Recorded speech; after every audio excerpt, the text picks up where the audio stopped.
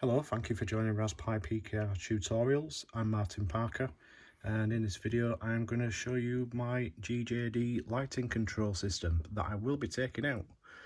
As you can see, the controller, that used to be in the kitchen, is now upstairs, and it normally sits there, but I've taken the cover off, and on the bottom section it's just a blank cover. So basically, this is where I'm at.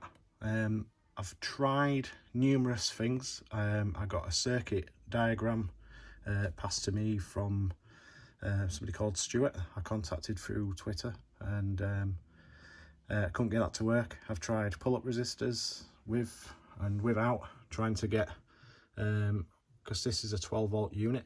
Obviously this side is all mains, and all this side is the 12 volts for the sensor, trigger, wires, etc. There's not much milliamps in this, but yeah, just try to get it down to 3 volts for a GPIO, and get it to go to ground when the sensor's triggered consistently. I did get it going, but it wasn't perfectly consistent, so that's why I've tried different things, different methods, circuits, and I've given up doing it, so I've just gone with the relay version.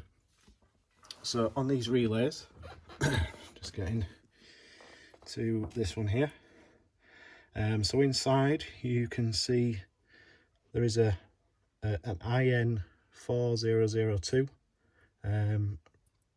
diode going across the positive and the negative trigger, and then there's a diode underneath the green heat shrink, and basically that goes to the sensor output when there's movement.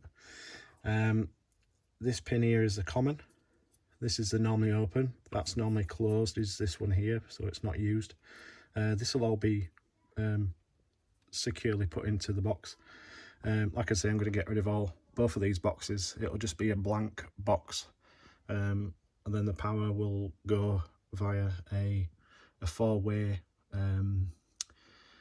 relay module, which I'll trigger via GPIOs from my Pi. So that's the next job. But yeah, I've got it working. So when there's movement outside on my 4 zones, it triggers the relay, and it shorts to the Pi. Well, it shorts ground to one of the GPIO inputs, which is how I do it.